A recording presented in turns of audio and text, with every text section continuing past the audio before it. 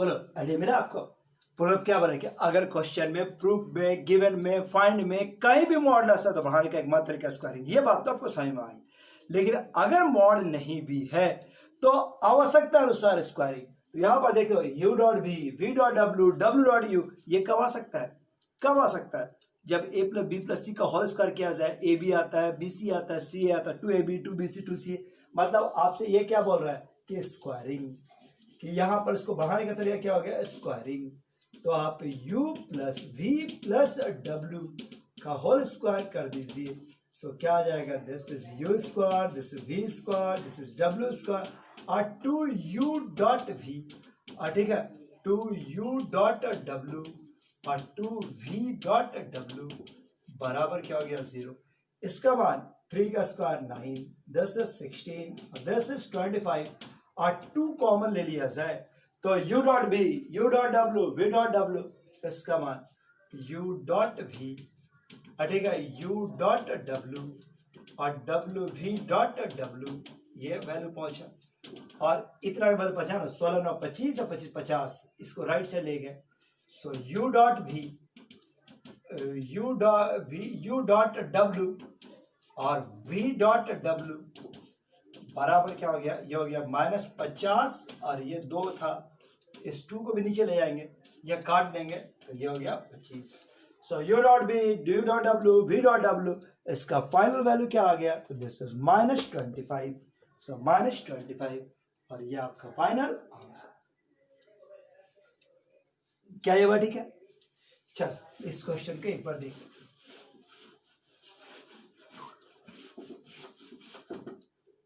ठीक है, next question को एक बार यहां से ध्यान से देख लीजिए। ठीक है, अब इस क्वेश्चन को एक बार देखिए। क्या दिया हुआ है? a plus B plus C बराबर 0। a प्लस बी, पिछले क्वेश्चन के समान, a plus B plus C बराबर 0 and angle between B and C, angle between B and C, between B and C is equal to theta. B और सी के बीच का एंगल कितना है? Theta. Angle between B and C is theta. तो ये लेसन हम लोग को प्रूफ करना है। cos थीटा बराबर जैसे modulus of A square, modulus of B square, modulus of C square और डिवाइड बाय 2b और c। ये लेसन प्रूफ करना है। बताओ कैसे बनाए इस क्वेश्चन में? a प्लस बी प्लस सी का मान दिया हुआ 0, बी और सी के बीच का एंगल है थीटा। तो ये लेसन हम लोग को प्रूफ करना है। बताओ कैसे बनाया जाए? a square B square C square 2bc कैसे बनाए? क्या हम इसको स्क्वायरिंग कर दें? क्वेश्चन में मॉड है नहीं, क्वेश्चन में मॉड है नहीं, तो हम स्क्वायरिंग कैसे करें? तो अब था कि अगर क्वेश्चन में, प्रूफ में, गिवन में, फाइंड में मॉड हो तो बढ़ाने का एकमात्र तरीका स्क्वायरिंग। अगर मॉड नहीं भी हो तो आवश्यकता अनुसार स्क्वायरिंग, आवश्यकता अनुसार स्क्वायरिंग। तो क्या हम अभी होल पर स्क्वायर कर दें जैसे पिछले किए थे? नहीं, उसमें तो a डॉट बी आ जाएगा, b डॉट सी आ जाएगा, c डॉट a आएगा, जबकि प्रूफ में ऐसा नहीं है। तो फिर हम कैसे बढ़ाएं क्वेश्चन को? थोड़ा सा कॉन्सेंट्रेट करो तो दिखेगा। बताओ कैसे बढ़ाएं क्वेश्चन को? अगर क्वेश्चन में पूरा पर होल स्क्वायर करेंगे तो फंस जाएगा। ठीक बात। तो हम इसको कैसे बढ़ाएं? तो क्वेश्चन में रूल क्या था कि अगर नहीं हो तो आवश्यकता अनुसार स्क्वायरिंग। तो यहां पर बी और सी के बीच का एंगल दिया हुआ, तो बी और सी को एक तरफ रखा जाए और ए को राइट साइड, ए को राइट साइड, बी और सी एक तरफ रखा जाए, ए को राइट साइड, ना स्क्वायरिंग बोथ साइड। अब यहां से स्क्वायरिंग कर दे। सो बी प्लस सी का होल स्क्वायर बराबर -a का होल स्क्वायर, बी प्लस सी का होल स्क्वायर बराबर -a का होल स्क्वायर। सो ये वैल्यूज क्या हो जाएगा? बी स्क्वायर सी स्क्वायर और 2b dot C, b dot C बराबर a स्क्वायर। क्या यहाँ तो बात ठीक है? बी स्क्वायर और 2b स्क्वायर सी स्क्वायर को राइट से ले आते हैं और इसको लिख सकते हैं modulus of B modulus of C cos theta बराबर this is a square minus B square और minus C square. So cos theta is equal to cos theta बराबर this is a square B square C square two modulus of B और modulus of C. So ये आपका final result. So cos theta बराबर a square minus B square minus C square और divide by 2 modulus of B modulus of C. समझ रहे बात? तो बोलो आज का कंसेप्ट समझ में आया?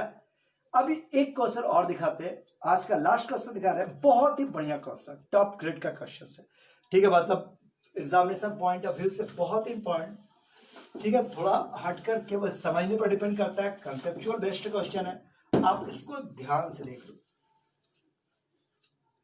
देखो क्या बोल रहा है question number 28, A is the vector perpendicular to two non-collinear vector B and C।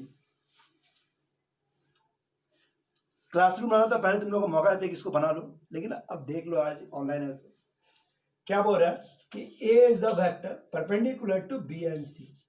A is perpendicular to B and A is perpendicular to C। ये आपका लैंग्वेज, ठीक, बस।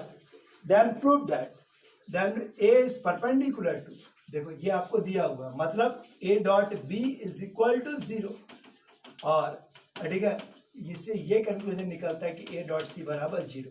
हम लोग क्या प्रूफ कर रहा है, वी हैव टू प्रूव, हम लोग को ये प्रूफ करना है, we have to prove A is a perpendicular to, A is perpendicular to every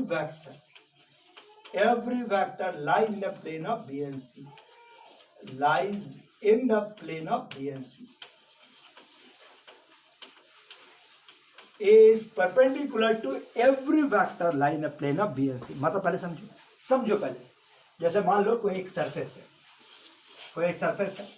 जिस पर वेक्टर B लाइज कर रहा है और वेक्टर C लाइज कर रहा है ना, क्वेश्चन कर रहा है।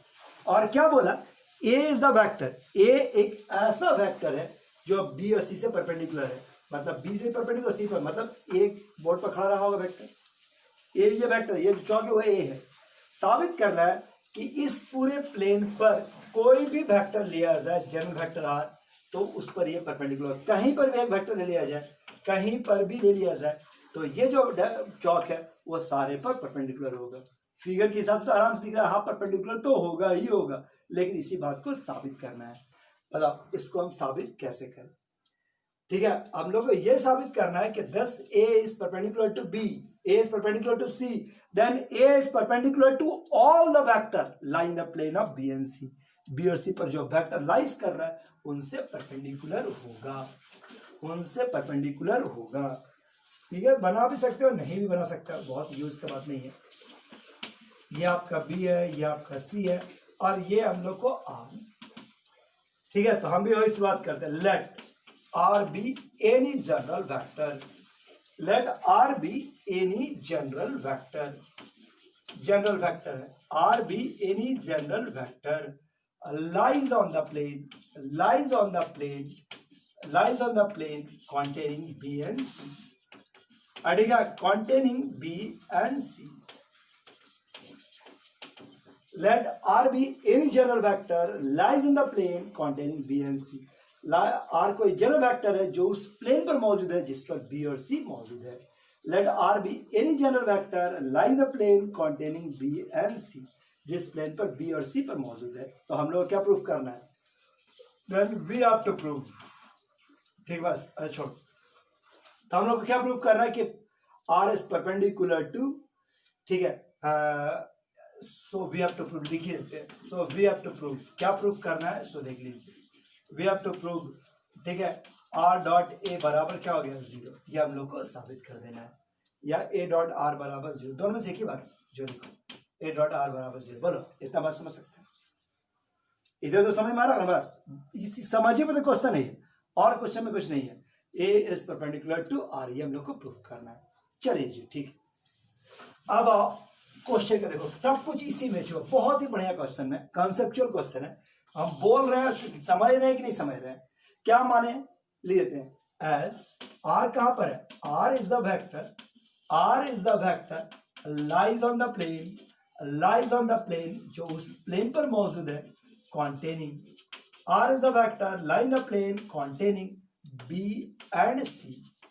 देखिए बढ़िया से, let R be a vector, R एक ऐसा वेक्टर है lies in the plane containing B and C, R be a vector lie in the plane containing B and C। R एक ऐसा वेक्टर है जो उस प्लेन पर लाइज कर रहा है जिस पर B और C मौजूद है।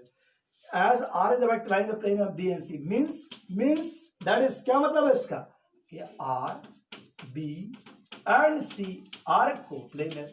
अरे यही बात तो लिखे, अरे इसमें कौन नया बात लिखते हैं, लेकिन इसी पर सब कुछ कमाल, मतलब ये जो लाइन है इस क्वेश्चन का जान, यही लाइन है, ये लाइन ही इस क्वेश्चन का सार है। कोप्लेनर मतलब क्या हो गया, आर बराबर एक्स टाइम्स ऑफ बी और वाई टाइम्स ऑफ सी। यही ना कोप्लेनर कंडीशन था कि अगर तीन वेक्टर कोप्लेनर तो एक आर बराबर फर्स्ट वेक्टर बराबर सेकंड माने एक्स टाइम्स ऑफ सेकंड और Y times of third. So this one.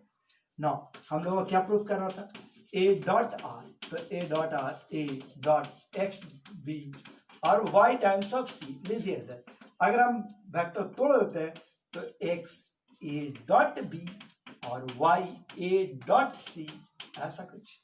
X times of A dot B, Y times of A dot C. A dot B का मान 0, ए dot सी का मान 0। ध्यान दिया होता है, ए डॉट बी बराबर 0, ए डॉट सी बराबर 0। सो 0 प्लस 0 बराबर क्या हो गया, C. So A is perpendicular to R या R is perpendicular to A. So general vector जो है वो ए से परपेंडिकुलर या ए जो है जनरल वेक्टर से परपेंडिकुलर, मतलब पूरा का पूरा इसी लाइन पर टिका हुआ है। कोप्लेनर, कोप्लेनर है तो ये कंडीशन लिख सकते हैं और आपका रेजोनेंस। बोलो आज का कांसेप्ट समझ में आ गया आपको। बस आज कांसेप्ट के रूप में हम आपको क्या सिखा दिए कि अगर क्वेश्चन में, प्रूफ में, गिवन में, फाइंड में कहीं भी मॉडुलस है तो बढ़ाने का एकमात्र तरीका स्क्वायरिंग। अगर मॉड नहीं भी रहा तो स्क्वायरिंग किया जा सकता आवश्यकता अनुसार। बोलो आज का कांसेप्ट क्लियर है, ठीक है। आपका क्वेश्चन नंबर 34 या 35 तक पहुंचना होगा, ठीक है। आप यहां तक पहुंच जाइएगा 34।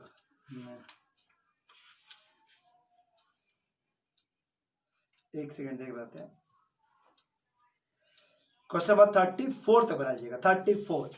और कल किताब लेके बैठिए, साथ में बैठिए। क्वेश्चंस बढ़िया बढ़िया हैं, कल भी 6 नंबर का क्वेश्चन भी है, 4 नंबर का भी क्वेश्चन है, सब बढ़िया क्वेश्चन है, ठीक है। Thank you.